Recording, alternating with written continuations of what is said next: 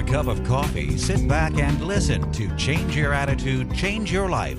Change Your Attitude, Change Your Life features stories to inspire and motivate you. Live your best life now. Listen, learn, think, and decide. Change your attitude, change your life. Visit cyacyl.com.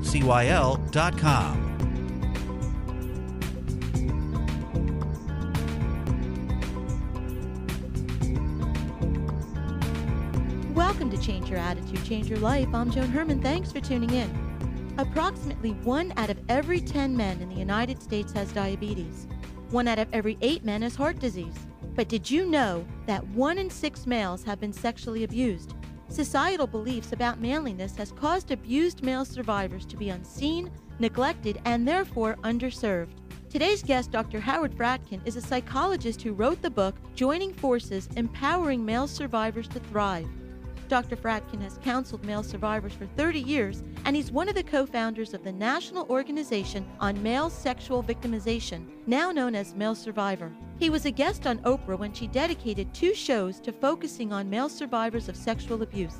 As a survivor himself, Dr. Fradkin understands the struggles to recovery, and he offers hope and encouragement to empower men to not only survive, but to thrive. Welcome, Dr. Fradkin. Thanks for joining us today. Thank you, Joan. It's an honor to be here. You know, Dr. Fradkin, 1 in 6 males sexually abused before the age of 16. That is a statistic, to be honest with you, that I did not realize that it was that high a number. What do you think is happening? I mean, men are supposed to be strong and invulnerable, and this stereotype, I'm sure it makes it extremely difficult for these victims. So why do you think this is occurring? Big questions. It's really been kind of a watershed moment in our history that more and more men are finding the courage to be able to speak the truth through a number of different occasions that have transpired here, including the Oprah show that you referenced was very significant. Obviously we've had many, many scandals, the Catholic Church, Jerry Sandusky, numerous other places, the Boy Scouts, where more and more people will be able to come forward now and tell about what was done to them by people who obviously are very disturbed. And as you say, men are taught in our society that they are supposed to be in control, they're supposed to be strong, and so for a man to have to acknowledge that he's been victimized is extremely difficult, and men suffer a great deal of shame about that, and they tend to stay isolated and never talk about it. Doctor, are young boys more apt to open up about their abuse than an older male? No, I think it's probably the opposite. It's very difficult for young boys. It's important to understand that the people who perpetrate sexual violence and sexual betrayal are men who are well known, or women that are well known to the victims. So these people are in a position of power, they're in a position of authority over these boys in the case of childhood victimization. And the boys are most often unable to speak about it because these are people that have presented as somebody who cares about them. Oftentimes they're people who their families trust. And so it's very difficult for them to tell their family members, and sometimes it's somebody in their family, so it makes it even more difficult to speak about it. So oftentimes they need some distance in their adulthood before they are able to actually speak about it. So for these victims, it's actually the ultimate betrayal. It is the ultimate betrayal of their trust, because as I said, these are people who have engendered trust in them. They've been kind to them, they've been nice to them, they've given them favors. And so for these boys, they think, well, this is somebody who likes me, who cares about me. And so when they're victimized, it's a very confusing experience because they can't figure out what really happened in that moment. And they don't understand it. Doctor, what about your story? I mentioned that you're a survivor yourself. When were you able to open up about your abuse? I really was not able to even conceptualize that it was abuse until my late 20s, well after I was already working with survivors. So it can be a long process.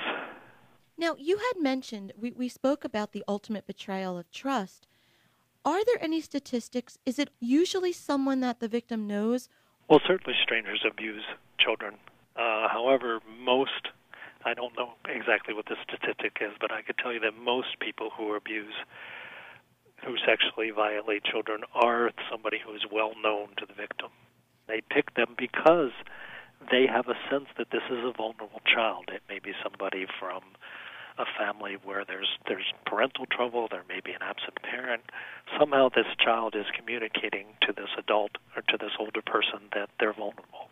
And does this child usually take it on that it's their fault? Absolutely. And perpetrators do a great job of making sure that the victim knows that. One of the things that's different about boys and men is that it's not a secret when a man is aroused. That's visible to the perpetrator. And so it's quite possible that the perpetrator sees that, the child, the boy knows that he's aroused, and which is really normal. And what's important for victims to understand is because you experience arousal does not mean it's in any way your fault or your responsibility. The victim has 0% responsibility. To help people understand, you mentioned the Catholic Church, you mentioned the Penn State scandal. Someone may just say, okay, you were a 17-year-old boy, why didn't you just run away? Can you give us a little bit of understanding about that person's mindset as to why they don't? They don't because they oftentimes like the person who is engaging in this sexual victimization of this boy or this man. They respect them. I mean, think of Jerry Sandusky. He was somebody who these boys looked up to, who they respected. Their families respected him. They thought this was somebody who was really helping their child. And so a lot of times the psyche gets very confused as to what even is being done to them in the moment. They somehow have this sense that something's wrong about what's going on, and on the other hand, it's like, yeah, but this person likes me, they care about me. And sometimes the person has even said, I love you. And so they don't run away because they don't quite understand what's going on inside of them in the moment. They know something's wrong. But it's, I heard recently a lecture from Sugar Ray Leonard, who was abused by his boxing coach. This is a guy who's has plenty of power, but this person was in a relationship with him where he was mentoring him, where he was coaching him and supporting him, and so it was extremely confusing. And I would imagine, we just spoke about Penn State, that for that victim to come out and speak about someone who is so, quote-unquote, respected within the community, that there's this fear that they're not going to be believed. Absolutely. In your experience, are victims believed? Were you? I think most often victims are not believed. And it's because the person is trusted, the person is respected. And so people go, well, no, that person couldn't do that. In the case of the Catholic Church, it's like, oh, the priest would never do something like that. So oftentimes somebody does finally find the courage to speak, and then they're not believed. Their family tells them that they should be quiet about it, or they must have misinterpreted it. So, doctor, how do we encourage people to speak out when they've been a victim of sexual abuse? Well, I think it's really important that we have to educate parents. We have to educate everyone and every adult in society that we all have a responsibility to children to protect them.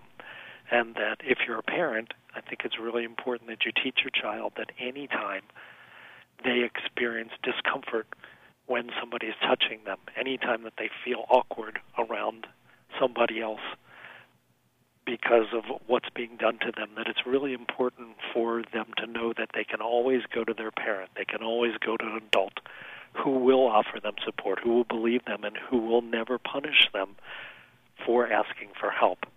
And that's a major change that has to happen in our society. Doctor, as adults, what signs should we be looking for in our children that something may be wrong? Well, a child who's sexually abused oftentimes will cry out for help. He's probably not going to say, I was sexually abused, but he may get depressed. He may get anxious. He may act out sexually. He might be screaming for attention in ways that are unusual. His grades may drop.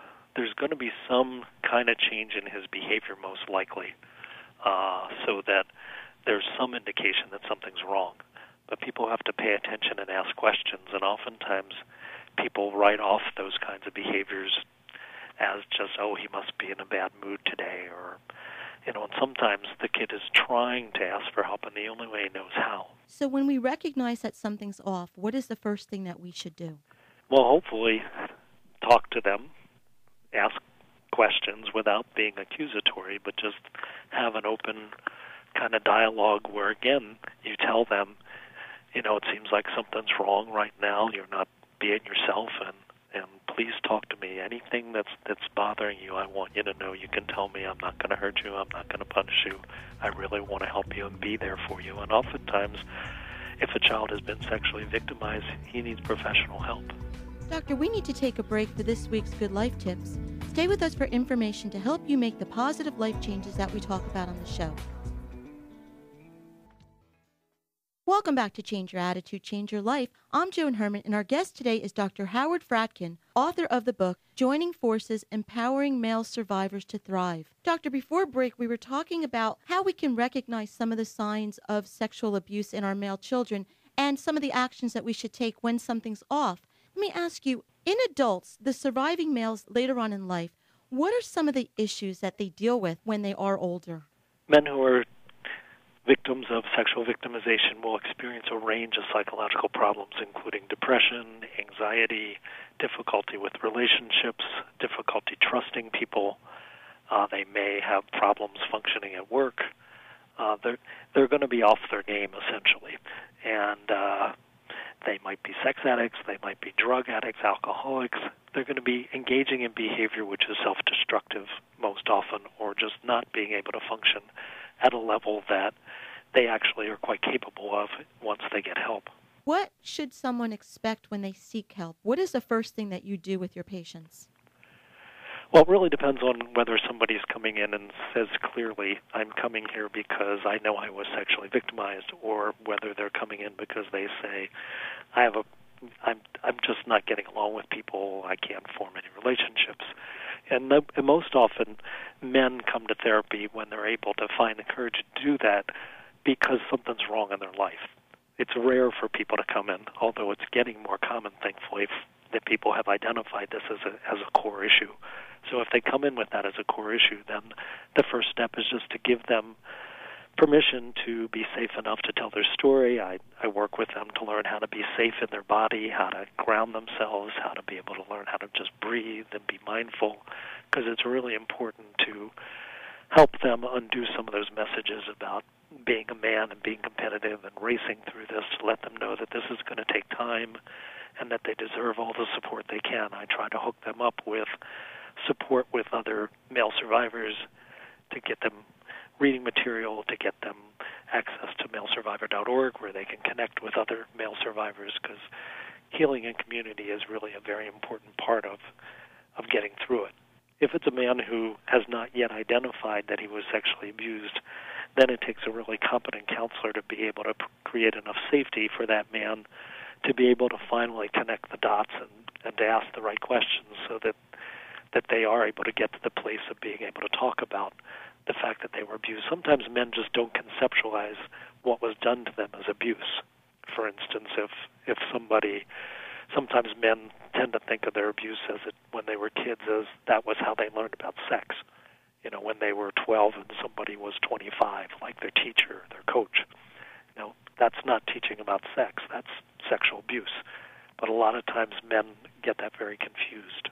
And I love that you say that it's important for them to learn how to thrive and not survive. We keep using the word survivors, but, the focus really should be on thriving. And do you believe that it's possible? Can these survivors actually thrive and go on to lead rich, fulfilled lives? Absolutely. That's why I wrote the book, that I really want people to know that not only can they survive, not only can they heal and recover, but they can thrive in their lives.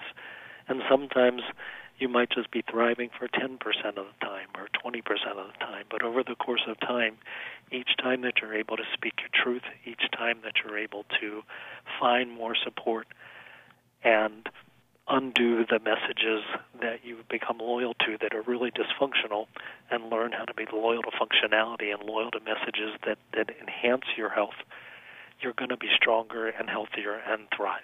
We mentioned the scandals, the Penn State and the Catholic Church, and Somehow that seems to be how we equate male sexual abuse with scandals. And I guess they have done some good. I mean, they've brought attention to a very important problem.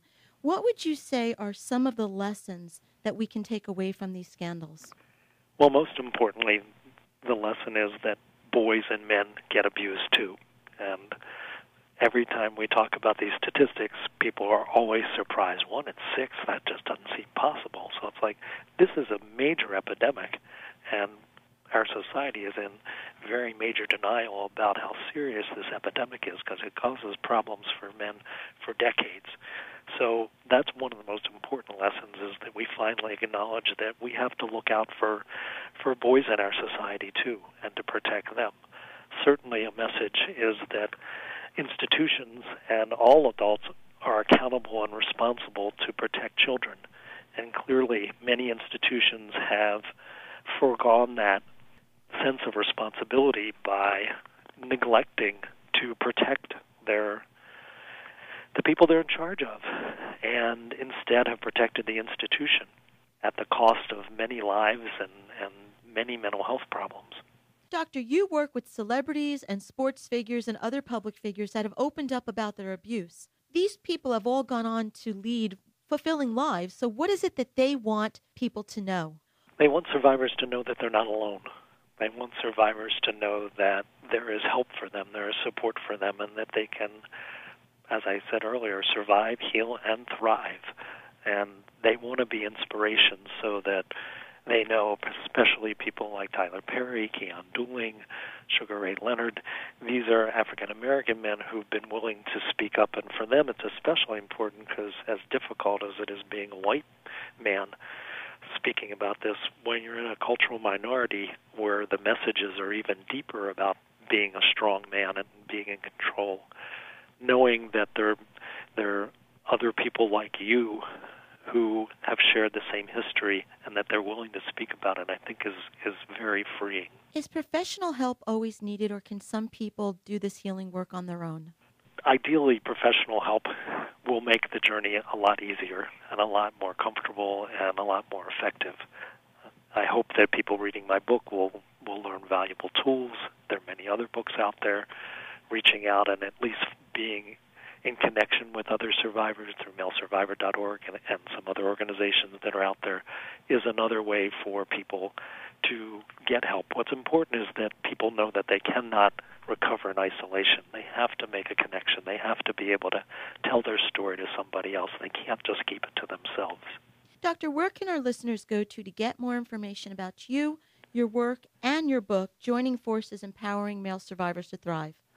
Please visit malesurvivor.org and my website, howardfradkin.com, and they will find lots of information at both websites about all the resources that are available to help male survivors.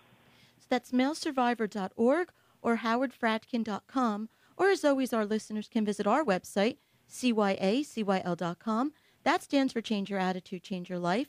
While on the site, listen to past shows as podcasts, read the digital magazine, take part in our book club, sign up for our mailing list, and be sure to follow the show on Facebook and Twitter. Doctor, before we run out of time, what would be the parting message? What do you want our listeners to take away from this interview? I want male survivors to hear that you can survive and thrive. I want partners and family members of male survivors to know that they deserve support and help too, and that there's plenty of help available. Dr. Fradkin, thank you for joining us today. As I said in the beginning, I was very surprised. 1 in 6 males sexually abused before the age of 16. We need to learn how to take care of our boys, and we need to get those programs in place. And I'm so glad that you've written this book to raise awareness and help us get the job done. Thank you, Joan. This is Change Your Attitude, Change Your Life. I'm Joan Herman. Thanks for tuning in.